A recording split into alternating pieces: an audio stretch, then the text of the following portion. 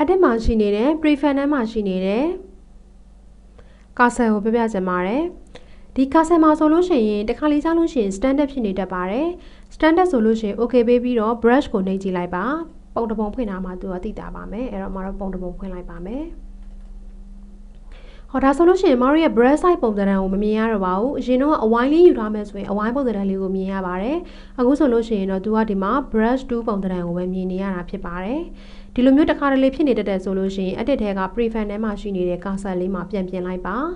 normal brightness shade ကိုရွေးပါပြီးရင် okay ပေးလိုက်ပါဒါဆိုလို့ရှိရင်တော့မတို့ဒီမှာ brush ပုံစံနဲ့ပြန်ရမှာဖြစ်ပါတယ်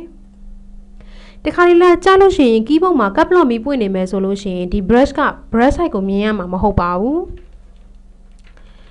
brush size ကဘယ်လောက်ထိကြီးနေတယ်ဘယ်လောက်ထိသေးနေတယ်ဆိုတာကိုမြင်ရမှာမဟုတ်ပဲရမ်းနေနေရတာဖြစ်ပါတယ်ဒါကြောင့်မလို့ဒီလိုမျိုးဖြစ်နေတဲ့ brush size ကိုမမြင်ရဘူးဆိုရင်တော့ keyboard မှာရှိနေတဲ့ cap lock လေးကိုပိတ်လိုက်မယ်ဆိုလို့ရှိရင်တော့ brush size ကိုမြင်ရမှာဖြစ်ပါတယ် edit မှာရှိနေတဲ့ prefab ထဲမှာရှိနေတဲ့ cursor တခါတလေဒီမှာ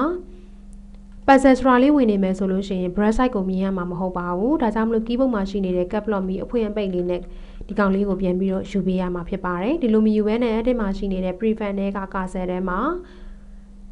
normal brightness shade ကိုရွေးလိုက်မယ်ဆိုလို့ရှိရင်လည်း cursor ပုံစံကိုမြင်ရမှာဖြစ်ပါတယ်